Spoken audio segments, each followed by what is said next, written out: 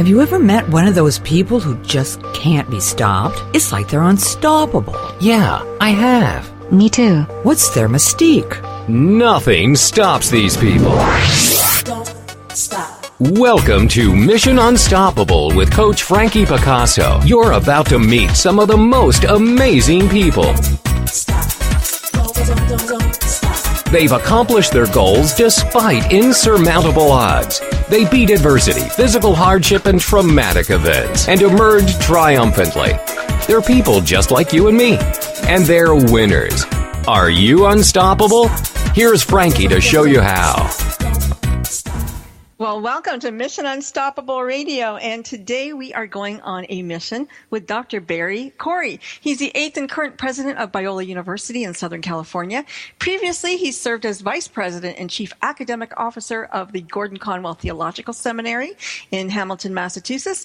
Dr. Corey received his BA in English and Biblical Studies from Evangel University, his master's in American Studies, and then a PhD in education from Boston College's Graduate School of Arts and Sciences. He also served as the pastor of the Greek Evangelical Church of Boston's English congregation, where he and his wife Paula attend with their 3 children, Anders, Ella, and Samuel. He is a native of Boston. He completed 2 Boston marathons. Congratulations on that. And after moving to California, he took on the role of president, as we said, of Biola University, and recently authored and released his book, Love, Kindness, Discover the Power of a Forgotten Christian Virtue.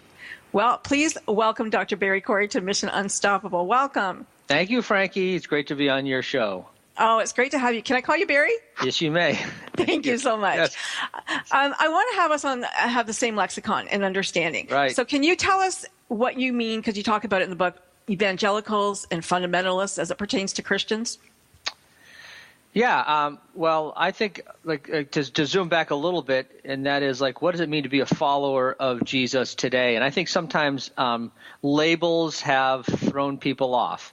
Mm-hmm. I was in Europe some time ago, and someone there was part of a church, and church that may have kind of an evangelical theology, but they didn't use that word because they said in Europe, evangelical often is equated with American republicanism, and maybe seen a little bit more politically nuanced than biblically grounded. And I think the same with fundamentalism. I think fundamentalism is often seen as hey, what are we against? We're not this and we're not that, and we don't do this and we don't do that. So I mean, what does it really mean to be a serious follower of Jesus in the world today, and what does that mean to do so with a commitment to what I call in the book firm centers and soft edges? Mm-hmm. So when you talk about evangelicals, then are you talking about mainstream Christianity? Yeah, I mean, I think evangelicalism is the people who say, I want to live in a way that is consistent with what the Bible teaches. I want to follow Christ. I want to understand that my sins are forgiven and I am kind of made new and kind of overcome all the stuff of my past because of the power of Christ in me. And I want to tell people about it. So it's more of a contagious way of living, I think. And but it's and again, this is kind of the way in which I nuance this whole idea in the book, and what does it mean to live that way without, always drawing your sword and taking whacks at those who might not believe what you believe. And I think that's really where I'm kind of honing in on this whole idea of kindness. Okay, so we're going to try to take down the silos. Yes, we are. And hone in on kindness. Yeah. Okay. That's a good way to put it. It's kind of fun. Well, it's not funny, but it's almost to think of Christians sometimes as kind is almost an oxymoron. That is why I wrote the book. I think that is often the case, and I get it. I mean, I think that sometimes when we want to stand up for what we believe, we often adopt maybe strategies that we see being used in politics or on talk show hosts or shows, or not yours, of course, others. Right. It's all about kindness. It is. Yeah, I can tell that already. And then certainly also as it relates to this internet world, what is it? We're so, I think, quick to rant and slow to relate, but I think my sense of Christian faith calls us to far more to building bridges than to building walls. I like that, and we're going to demonstrate that today, because I come from a background where when I was 12 years old, I gave up organized religion. To me, I felt insincerity was there, and I decided to have my own relationship with God.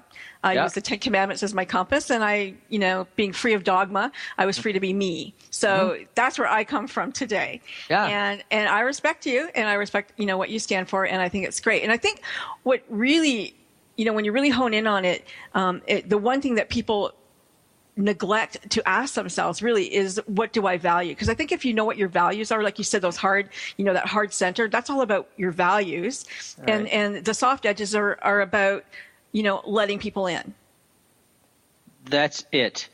And, what I think has happened, and I don't want to overgeneralize, Frankie, but I think sometimes we feel like, well, if we have a strong sense of what we believe, this firm center, we want to be so careful to protect it that we lead with hard edges, and we want to shout down the other side or argue that we're right and they're wrong, and try to win through debate and not dialogue, and be maybe a little bit more combustible and combative and vitriolic in standing up for what we believe. And certainly when someone feels like their values are under attack, you can go into the attack mode, and that's that's the way all of us can be. I mean, I can get that way in my own marriage, which is the kind of the reality of But we've been socialized to that, haven't we? Really, stand up for what you believe in.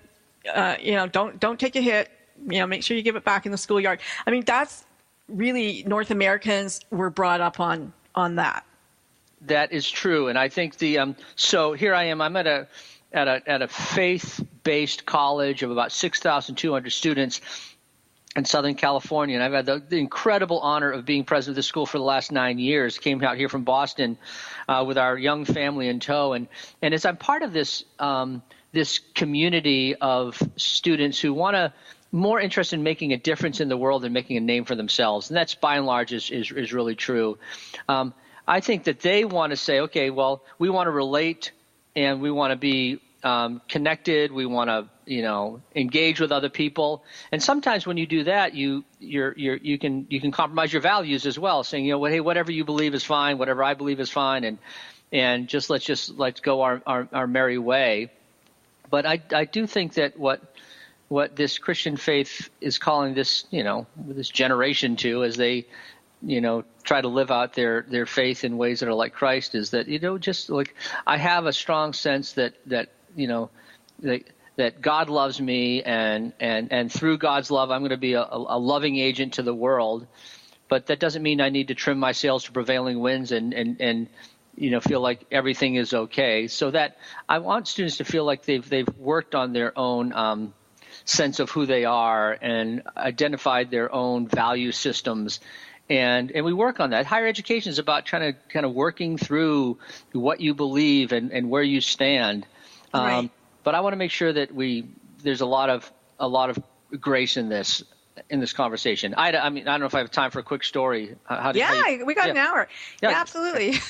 Take your time. Yeah. So here I am. I live in this little city outside of Los Angeles, and I was going for an early morning run some time ago, and I noticed that down the sidewalk where I was running, there was a guy with long hair and a flannel shirt and jeans, and another guy shorter next to him. They were carrying this bag, and occasionally there are transient people who live in our neighborhood who kind of live on the streets. They don't have a place to live, and so of course, I'm minding my own business running, and I keep my head down, and as I'm running by them, the taller guy with the long hair flowing over his shoulders, I heard him say, "Hey, Barry," which is my name. And so I stop and I look up, and sure enough, it's one of our philosophy professors. Now we pay okay. I'm saying, hey, like, what are you doing?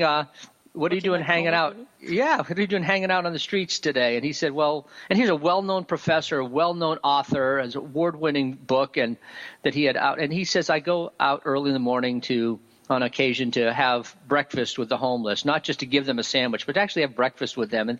And that's what I'm really trying to, living out your convictions in ways that are humble and gracious and make a difference on this world for the good. And that's just one example of a professor that didn't have to do that. He got all the accolades that he needs in front of the classroom and in the books that he's written. But he goes when no one's looking, anonymous, walking the streets of this city in order to be able to provide breakfast for those who have nothing to eat.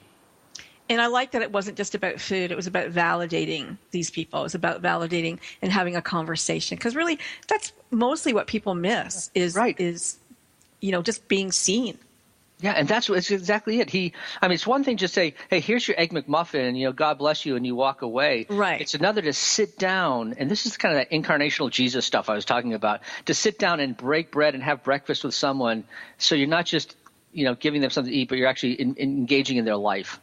That's the soft edges that I think we're called to. And the world would be a much better place if we can lean more into that sense of kindness that I write about in the book. Absolutely, Yeah. for sure. I had somebody on the show a little while ago. His name was Leon Logothetis, and he wrote a book called The Kindness Diaries. I don't know if you've heard of him, but he decided that he was going to travel the world on the kindness of strangers, and he wanted to see. He wasn't allowed to, his own rules. He wasn't going to ask for money, but lodging, food, and gas were what he could receive, and he literally traveled almost the whole world. I love it. From that, and then he gave, because he had a lot of money, he actually gave different gifts to these people, that because he listened to what was going on in their life. The first family who took him in, their son was getting married in Scotland. They were retired, they couldn't afford to fly, so he never told them that he was going to do this, but he gave them a ticket to the wedding. Kidding. Yeah. And this guy's scholarships to universities and all sorts of wonderful things. We're going to go to a commercial break, but when we come back, we're going to speak more to Dr. Corey because he's got so much to say about the kindness in Christianity and this forgotten virtue. So stick around with us because we are going to come right back. He's got a lot to say, and so do I. I'm sure you do too. Take care. Don't go anywhere. Here we go.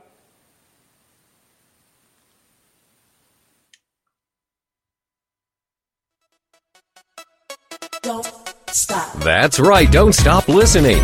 Mission Unstoppable with Coach Frankie Picasso will continue right after these messages. Stop. Would you like to know how to bring more ease to all the decisions you need to make in life? Knowing your core values is the first step in Joyce's free live masterclass. You'll discover your top 5 core values in as little as 45 minutes. Join her now at freegiftfromjoyce.com.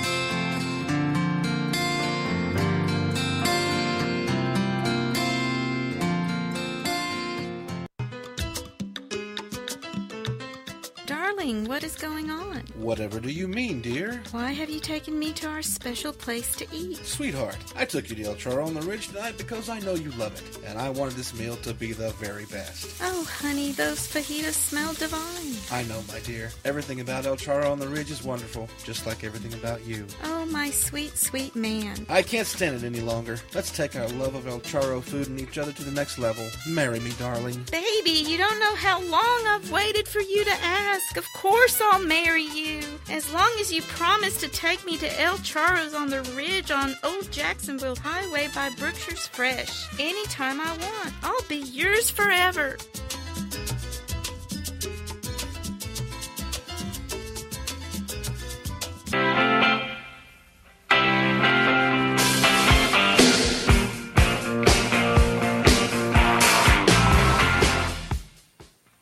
And we're back.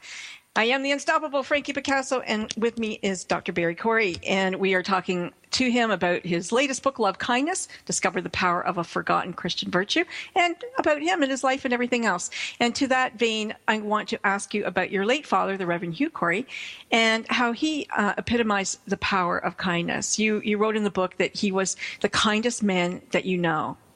Yeah, Frankie, that's true. And part of the book is a reflection of like what does it mean to observe kindness in others. And so if you read the book is just kind of full of stories after stories of things that I've witnessed and observed throughout my life that have made this kind of impact on me and just kind of underscore this whole thing of like, let's live in a more profoundly kind way. But when I was a kid, I mean, I remember 6, 7 years old, and my father would get out of the car. This is when the car gas station attendant would actually put gas in it for you, right. Rather than doing it yourself. There's no cards to swipe. He'd pull out his wallet, pay some cash. But I remember he would frequently he'd hug the gas station attendant, and the gas station attendants at the stations where he usually went, they were these immigrants, Muslim men that worked there, and he just had this unstoppable. Speaking of unstoppable, yes.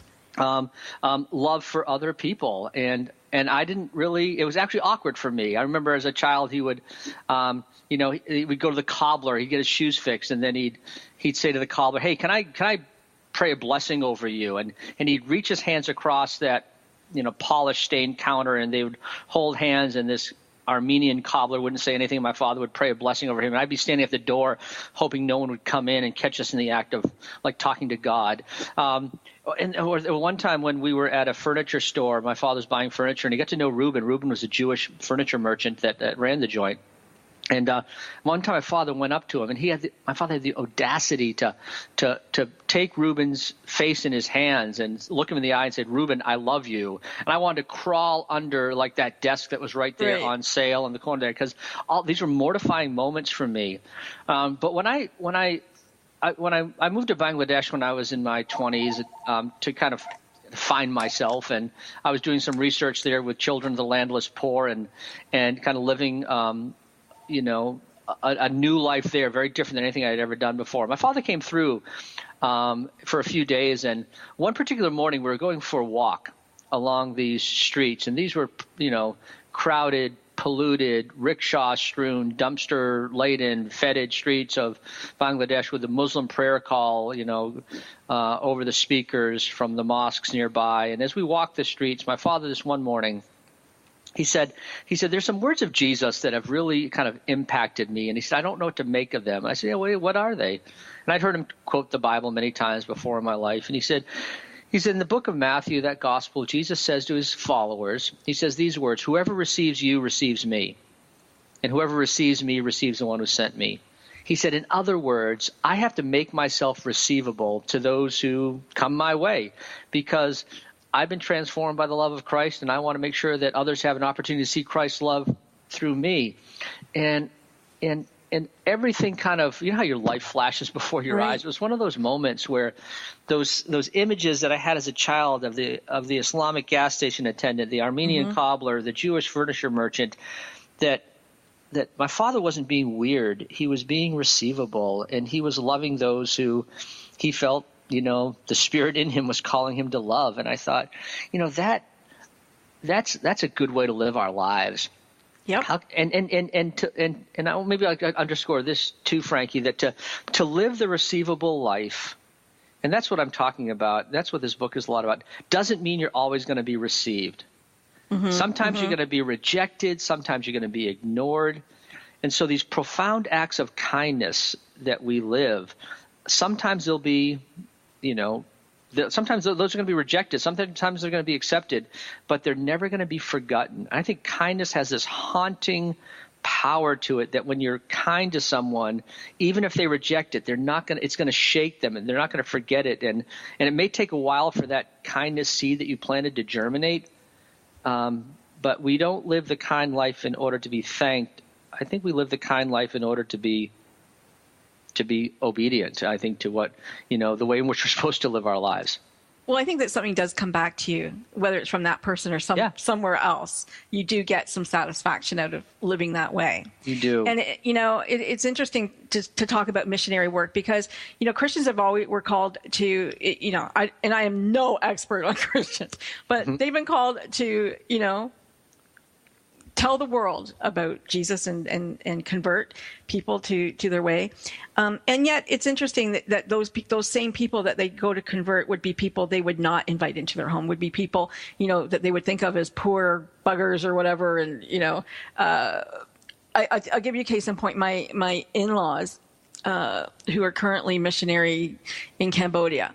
They're doing Jesus's work and they're loving everything that they're doing and they talk a good game. And yet when they're at home in their dairy and the Mexican migrant workers who work for them very inexpensively, they love that. But they don't love that they moved into town and they opened up their own stores. They don't like that. You know what I mean? It's such such a dichotomy and just such a, it's like, wow, we're walking 2 streets here. How do you converge that? How do you live with that? And why don't they see that?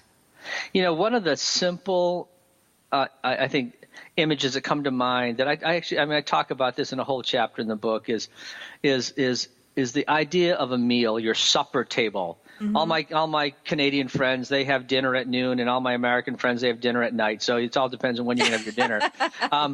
But there's something about opening your table. I think it's what you're getting at. And my wife Paul and I have tried to do this more and more. It's easy to invite those to your table who have the same ethnic, social, economic, religious background. Mm-hmm. It's homogenous meals that we have.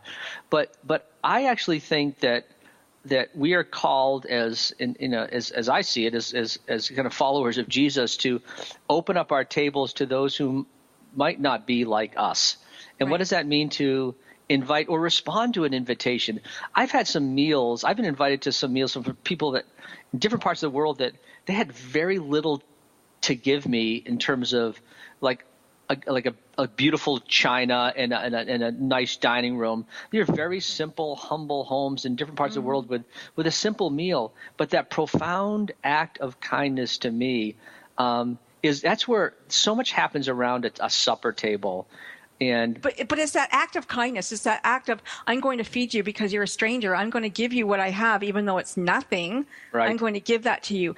Isn't that beautiful? Convergently, yes. And in North America, it's not that way. It's not that way.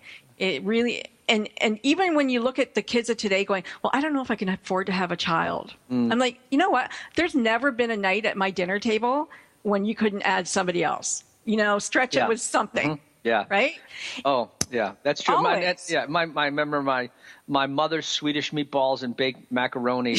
We'd have so many strangers around our house that would come for dinner that they were sometimes people that were, working in some kind of mission in this part of the world. They were indigenous to various countries. And, we'd have a simple meal at our dining room table, and my mother would light candles, and I would sit there. It was like the National Geographic magazine came alive around that table to me as I heard stories from people whose language and music and culture and art and food was so different than mine. So, it's not just – and that kindness is not just a one-way thing either. It really is. We get so much more back when we establish these relationships. So we shouldn't see it as like, hey, it's my charity to invite you to dinner because you poor thing, you haven't had a good meal in a long time. But why don't we think about it the other way? What do I have to learn from those whose story is so much different than mine? Well, and I think that's a really good segue into the difference between nice and kind. Because nice would be to invite you to dinner because you haven't had a home-cooked meal. Right. Kindness would be. Yeah. Kindness is. I distinguish between niceness and kindness. Thank you, Frankie, for teeing me up with that one. In the book, and I feel like niceness is it's milk toast. It's weak. It's timid. It's hollow. It's just like saying whatever you want to say to make someone else feel good. But I think kindness has truth in it. Kindness means you stay around and you don't leave. Kindness doesn't mean we always have to say something, but sometimes kindness just means being there in the presence of someone who is really going through a painful time, and we just sit there for hours beside that person just to that's kindness. And it's easy to be kind to the barista when she gets your latte right. It's easy to be kind when there's harmony in your family, but you try kindness when there's disharmony in your family. You try kindness with somebody whose views are radically different than yours and holds opinions about things that are just maybe contrary to what you believe are right and good. That's the true test of kindness, and that's what I think our world needs. This sense of kindness that means listening to each other. It means respecting each other, and the way I see it is made in the image of God, even whose views might be very different than my own. But it also means that kindness has the power to reconcile relationships and restore marriages and bring groups together and actually resolve conflict within nations. I think there's more power to kindness. It is a radical power. It's not a random act. Mm-hmm. I agree with that. Let's talk a minute, though. There was a cat's cradle moment, in a way, in your book when you decided to take this job at Biola, and you moved your family to California, and your son reluctantly you wanted him to come with you and drive down there because you needed the family car. And right. and you talked him into it by saying, hey, listen, we'll go to all the great baseball stadiums on the way down. And then you totally embarrassed him in the restaurant by going, hey, this is me and that's my son, and we're on our way to California. And he's like crawling under the table. Yeah. My father did to me, so it goes around, comes around, right? Exactly. Yeah, that's so funny. That was our story. And to me, the dimension of kindness in that story, my son and I drove cross country and only ate in local restaurants, no chains, no fast foods, no franchises, went to baseball parks. And it was a journey from the very familiar to the very unfamiliar. And I was moving up like significant rungs on the ladder, going from the dean of a seminary to the president of a large university. And to be honest with you, I mean, as much as I wanted people to be really impressed, inside, I was scared to death about this new job. What if I failed? What if our kids didn't make friends? What if, this was a way bigger job than I was able to really take on? And I think kindness has a sense of transparency to it that we have to be open enough. I say kindness is being opened up, not being buttoned up. Mm-hmm. And we so want to look like have the world think we've got our act together and everything is perfect. And I think kindness acknowledges we have fears and anxieties and apprehensions. We've made mistakes. We've failed. We've gotten back up again. And then we can talk about that, especially in roles of leadership where people want to see leaders. They know the 5 principles of leadership and they haven't deviated from them and they've got their act together and they're living a way that is just kind of pretty flawless. Wouldn't I like to be like them? And that's not the way it is. I take 9 freshman guys up this rugged Yosemite hike every year, and I bring my. That's right, and I want to talk about that too. I want to talk about that because that brings in my Canadian friend from Ottawa, a friend named Dan. That's right. But so we're going to go to a commercial sometime. break in a few seconds. But yeah, I want to talk about you taking those freshmen out on that and your friends. It's kind of a cool thing to do. I want to until you're doing it. Yeah, until you're doing it. But I want to talk about why you do it, where you do it, and okay. When we come back from our break, we're going to talk to Dr. Corey about those freshmen at Biola University, those 9 freshmen, how they get to be those 9. All right. Stop listening. Mission Unstoppable with Coach Frankie Picasso will continue right after these messages. Stop. Welcome to Geraldine Tegelov Live, the show that shares with you the secrets of redefining, reinventing, and rebuilding your life. Having pulled herself from the rubble of financial ruin and having gone on to create a highly successful career, Geraldine has become an expert in the art of transformation. She believes that it doesn't matter where you are right now, how overwhelmed you feel, or how impossible the task of turning your life around may seem. You can do it. Stay tuned as metaphysician, international best-selling author, and intuitive Geraldine Tegelov gives you the inner understanding and the outer practical how-to to create your amazing life. Gain a fresh perspective on how to redefine, reinvent, and rebuild your life. Join Geraldine Tegelov live every Tuesday evening at 6 p.m. Eastern Standard Time, right here on the TogiNet Radio Network. Join us every Monday at 10 a.m. Central for the Johnny Rowland News, Guns, and Motorsports radio show with commentary about current events, guns, shooting, and firearms issues, automotive and motorsports features, and special music presentations. Johnny is recognized as an international firearms authority and ballistic engineer, as well as an accomplished and widely recognized automotive designer and longtime TV and radio host. This program draws on Johnny's experience in shooting, motorsports, and as a professional entertainer and musician. Don't miss Johnny Rowland News, Guns, and Motorsports. Infotainment at its best. Trust us on this one. It's a fun show. Every Monday morning at 10 a.m. Central, right here on the TogiNet Radio Network.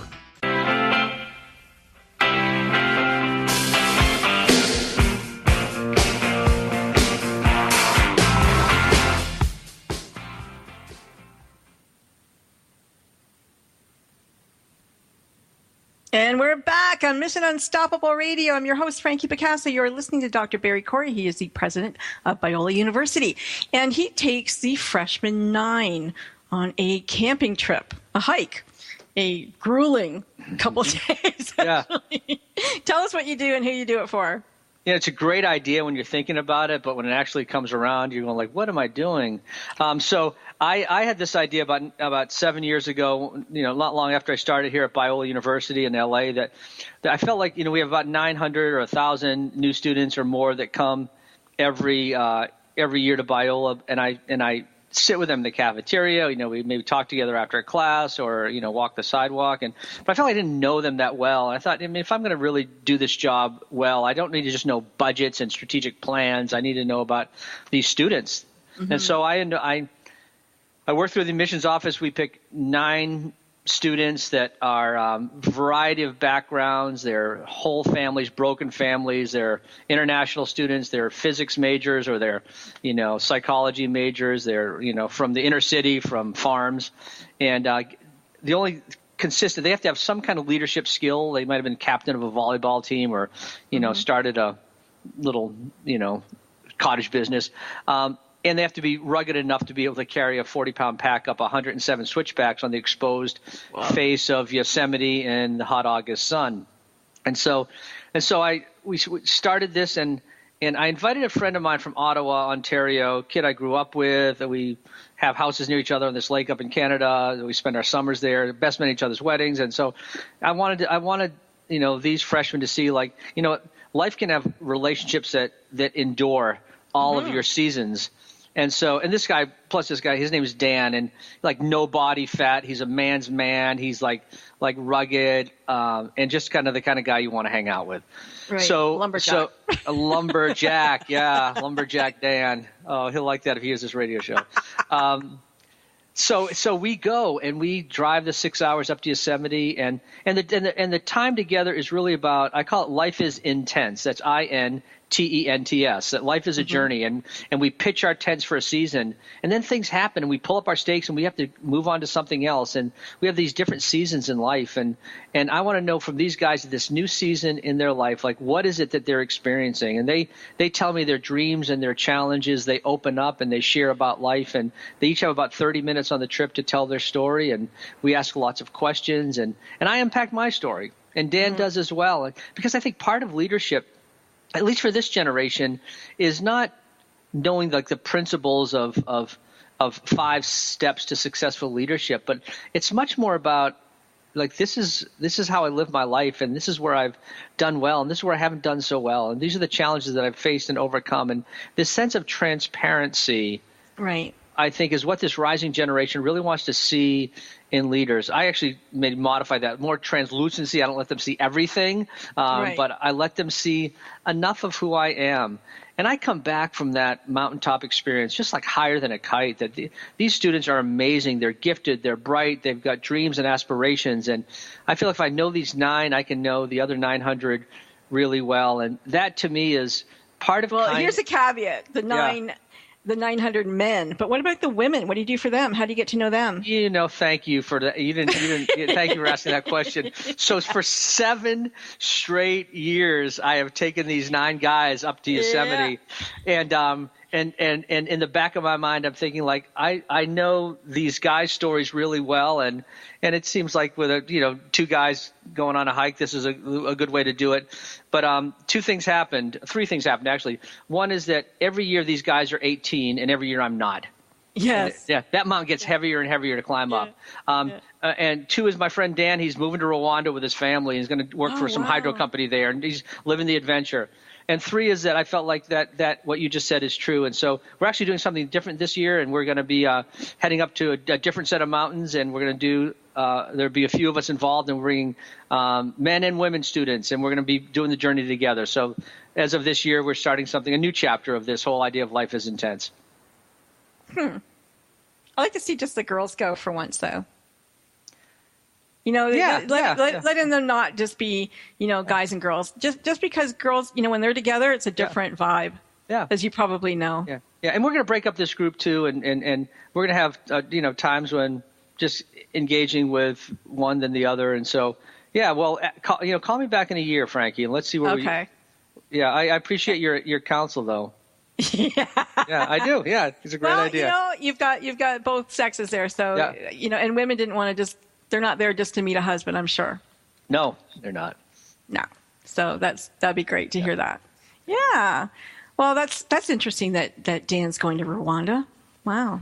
Yeah, and that's part of this whole idea is that is that mentoring, and then he'll be doing some of that there. And when I bring these students up, I think mentoring is an act of kindness. I mean, there are people in my life that poured themselves into me when I had very little to give back to them, and I feel like I'm not being a good steward of those relationships if I'm not paying it forward as well. So talking about being a steward, we're not being very good stewards of the world in general.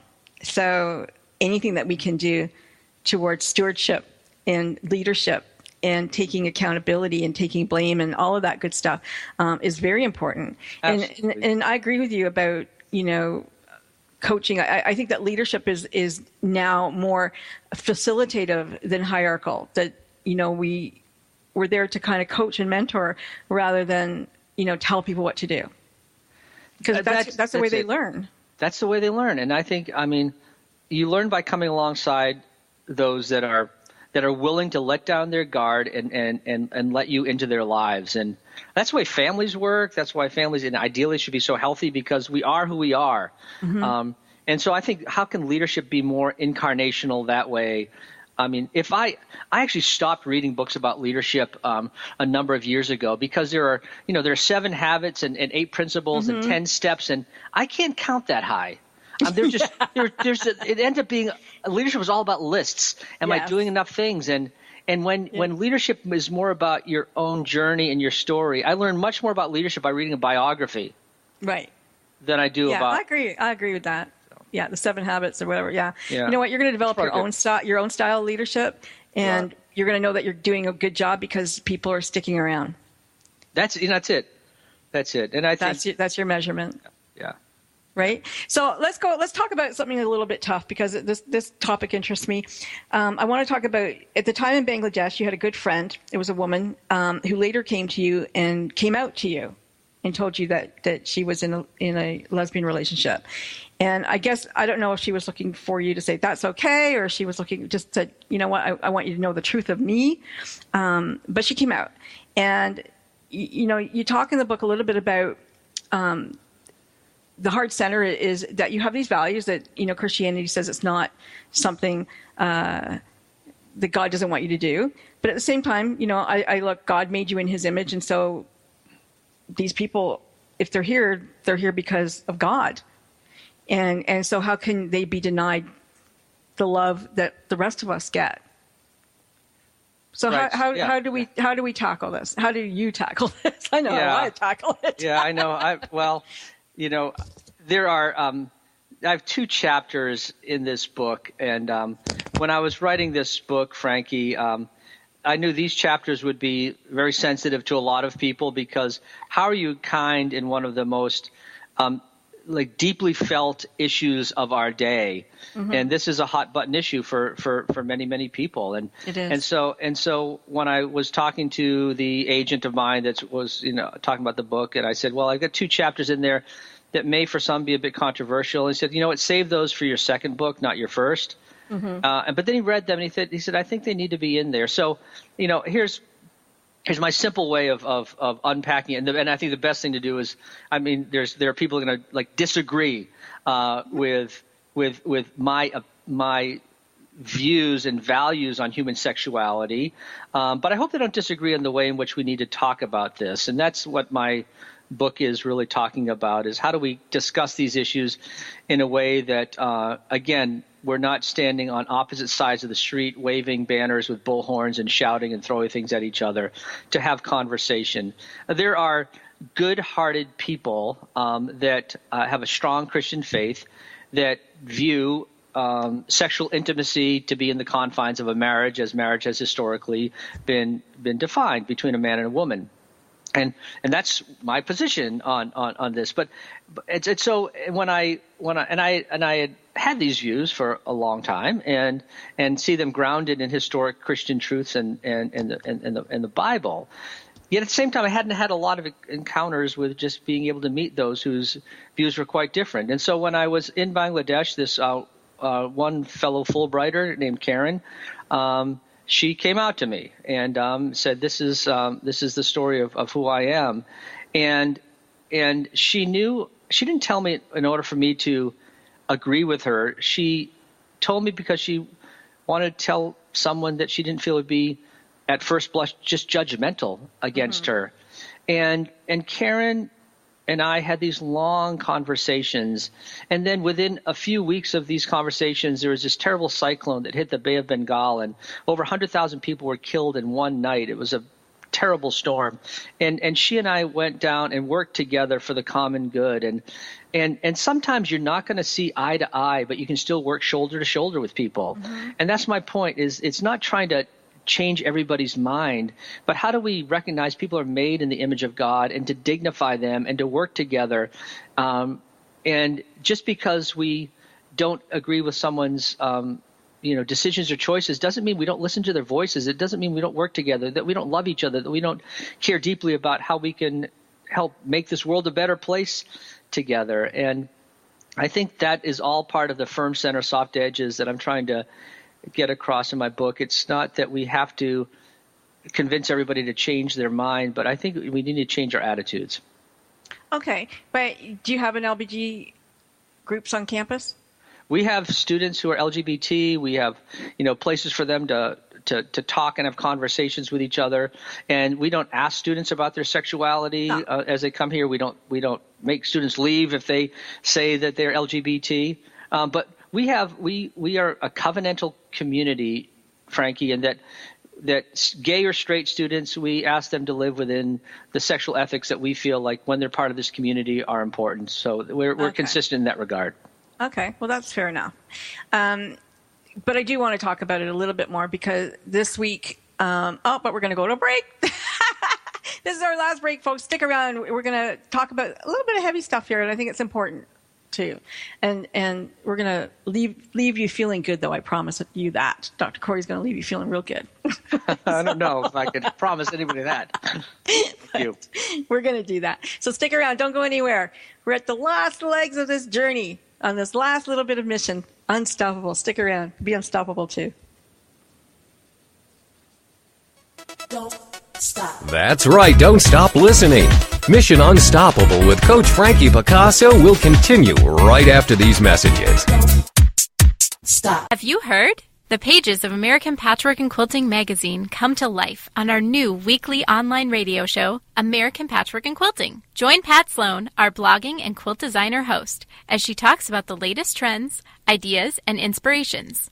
Her guests include quilt pattern designers, authors, quilt shop owners, and our editors, all quilters, just like you. Call in with your questions. Get quilting tips from industry experts. Learn about free patterns. Hear behind-the-scenes stories from our magazines, American Patchwork and Quilting, Quilt Sampler, and Quilts and More. Get the scoop on free stuff and find out more about the best independent quilt shops in North America. To listen to a live show, tune in Monday at 4 p.m. Eastern. Just log on to allpeoplequilt.com/radio. To hear past shows, go to iTunes and search for American Patchwork and Quilting Radio. We hope you'll join us because we know that quilting changes everything. This is the TogiNet Radio Network, radio with a cutting edge. Secret Cuisines and Sacred Rituals is a quest, a place, and a feast. Join host Vilasi Venkatachalam every week to explore myths, mystique, old medicine, and brilliant modern solutions through a dazzling kaleidoscope of cuisines, cultures, and cures. This is the place where tribes gather, strangers and familiars, to be memory keepers and makers of our evolving, enduring, evergreen, spoken legacy of wisdom and ingenuity. In Vilasi's words, when we We do old things in new ways and new things in old ways. We paint with an inspired palette, weave our own healing traditions, and become our own guru. Vilasi is a troubadour of secret cuisines and sacred rituals. She collects stories of wisdom, ingenuity, and grit. She believes wellness and transformation happen when you stand at the threshold of delight and discovery. She displays her hidden penchant for drama when she leads the safari at the supper club. Her favorite pastime is to extol the marvels of cuisines, cultures, and cures. To her audience in workplaces, seminars, and salons, her mantra is, be your own guru. She is a biochemist, botanist, and alchemist who likes to churn delightful, useful things from a brew of art and science, ancient and evolving, old medicine and new cures.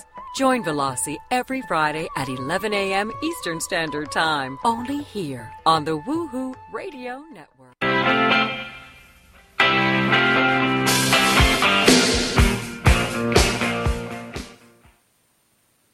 Well, we're back. We're back with Dr. Corey.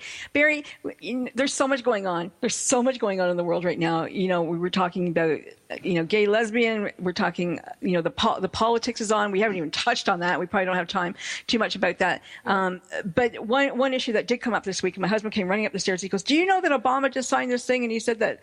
I'm like, and so it was about the transgender, that transgenders can use the washroom of their choice in schools. Right. I'm like, well, of course they should. And he's like, well, don't you think that opened the door for perverts? I'm like, no, because guys are suddenly going to dress up like women and look stupid and go into women's bathrooms. They could do that now. Transgendered is not a choice. You were born that way. It's like your essence is male or female. And I can't imagine a girl, who looks like your daughter or my daughter having to go into the boys' bathroom, because she's not a boy, she's a girl, even though physically she's a boy. So, and I'm sure she's been taking hormones to look like a girl anyway. So what do you say on that subject?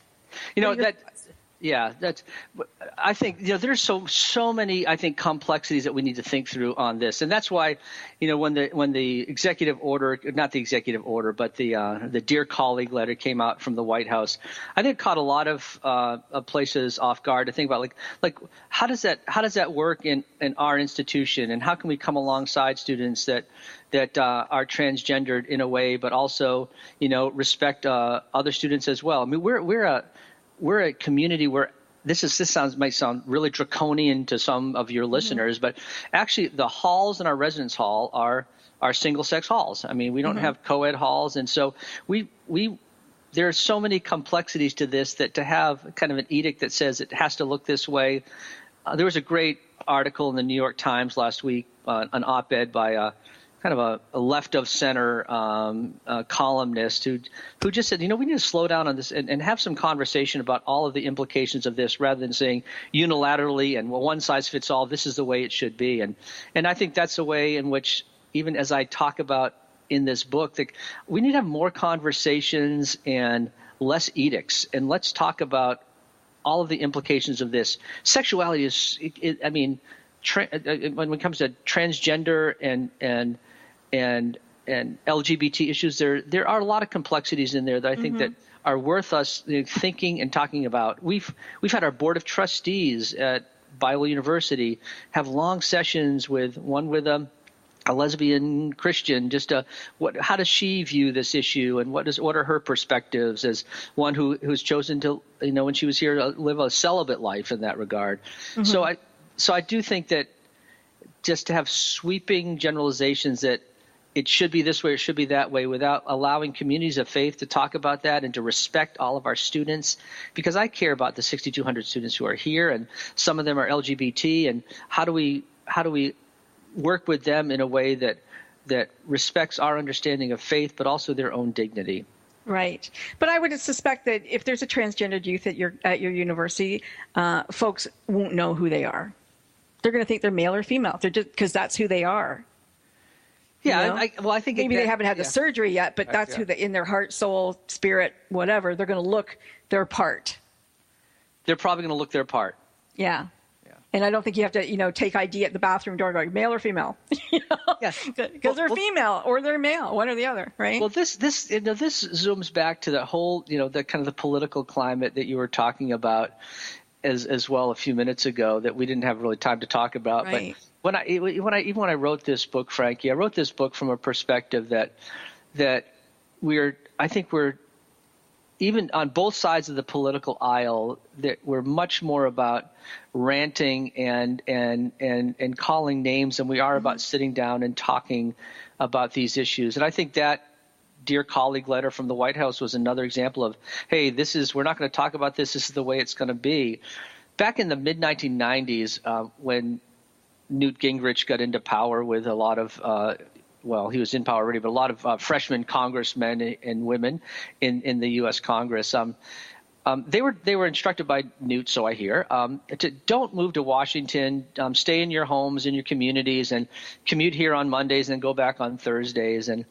And I think something significant happened then is that these families that may are on the different sides of the political aisle, they were no longer, coaching Little League together and in PTA groups together and worshiping at the same church and living in the same neighborhoods. And they would just kind of fly in and have their arguments, then fly back to their communities. And I think that it gets back to this whole idea of how are we living more in community with our neighbors than we ever have before? How are we getting to know those who have different views than we do and actually spending time listening? I think, sometimes we listen while waiting to respond rather than listening while wanting to learn.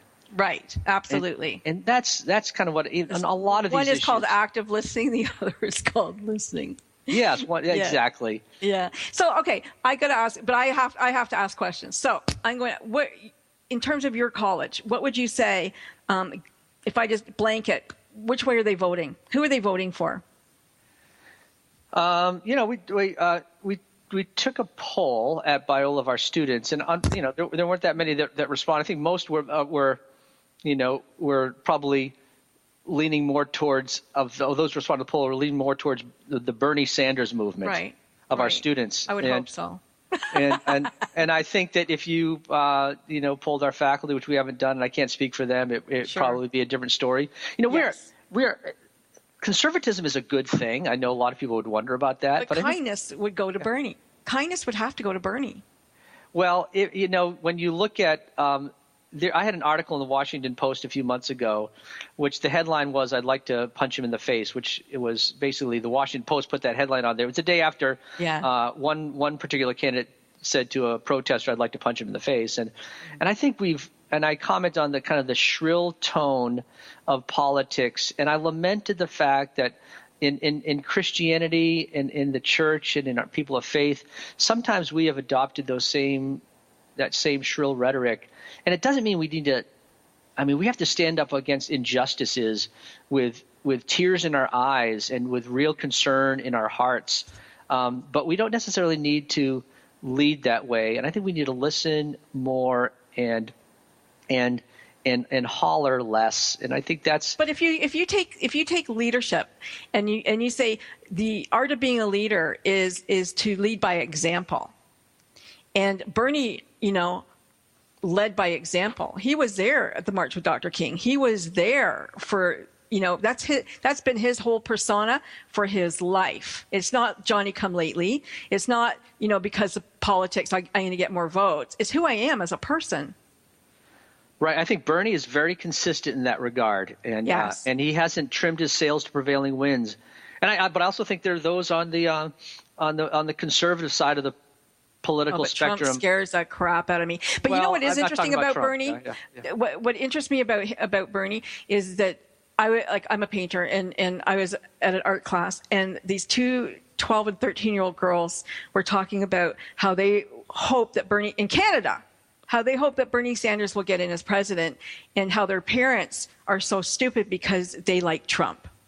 Now, I have never in my life ever seen politics go across the border, especially to young people, where they actually have an opinion about who the president's going to be. And it's crazy. Yeah. Like, if he's done anything, he's done that well. Yeah. I promised that we were going to end this off, nice and everything. Let's talk about your family, your kids. How it's 9 years. How has the move changed them? What's happening in their lives? Yeah, the move was a disruption for our family in many ways, but kids are resilient, and our children who are then 8, 11, and 14 are now 17, 20, and 23, and they love California. They love the East Coast. They're bi-coastal in that regard. We still have our friends and family back in Boston area. Still head out to our Canadian house. We have a little cottage on a lake in the eastern townships of Quebec that we get to every summer. But our son is in a political campaign right now, helping to run a campaign for someone running for LA County Supervisor. We have a daughter who's going to be in Washington, D.C. doing her internship this summer and then studying in London in the fall. She's a Biola student. And then we have a great son at home who makes gourmet coffee, plays the violin, and runs cross country. Wow. So life is good. Life is good. Anybody going to run challenges. the marathon? Yeah. Yeah. No. My marathon days, I guess, are over. It's been 10 years since I last ran the last one, and I think it ran me more than I ran it. I've got really good memories of Boston. Talking about doing radio, one of the good things that come out is that you do meet wonderful, interesting people. And I had an interview with Kate Taylor, James Taylor's sister, who gave me tickets to go see her brother and Carole King in Boston at the TD Center. So my husband and I went and had the best concert we've ever been to in our entire life. Oh, isn't he great? Amazing. Yeah. When I was in grad school, I used to listen to his brother Livingston Taylor. I love Livingston. Oh, we do too. Yeah. We love them both. They're great. But that great concert hall at Boston at the TD Center is awesome, and it rotates. I've never seen a stadium do that, and it was fantastic. So, kudos to Boston. Well, thank you. It's a great city. I love Boston. Love Toronto. Love LA. Love kindness. There you go. Love kindness. We love kindness too. We're all about that here. Yeah. And I hope that those of you who have been listening to this show, whatever your point of view, Christian or non-Christian, be kind. Just be kind. Listen to people. You can get your book on where? Amazon for sure. Yeah, Amazon is probably an easy place to get it. And you have a website for it? There's a Love Kindness book website. You can find that in any search engine you want to, and I mean it was a fun book to write. Lots of stories in it, and hopefully it makes people, I think kindness leads to longer lives, better marriages, healthier relationships. It's all, statistically proven by great researchers, across the land. There you go. Kindness is the way to live. It is a really good book. I'm going to say that it was a very good book. It's easy to read. You can hear Dr. Corey's personality throughout the book. He wrote it. He didn't. I don't think he got somebody to write it for you. No ghostwriters. No. Yeah, no ghostwriters. It's his personality in there, and we love him. So thank you so much for joining me today. Thanks for going on this mission with us. Oh, thank you, Frankie. I'm so honored to be on your show, and all the best to you. All the best to you, too, and I hope you have great book sales. And hopefully all of you will download this show and show him how much you appreciate what he has to say. Thank you very much. I'll talk to you next week, everyone. Take care, and bless you wherever you are in the world today. When the chips were down, they didn't stop. Stories of people who, when the odds were against them, turned defeat into victory. You've been listening to Mission Unstoppable with Coach Frankie Picasso. See you next time, and always remember... Don't stop.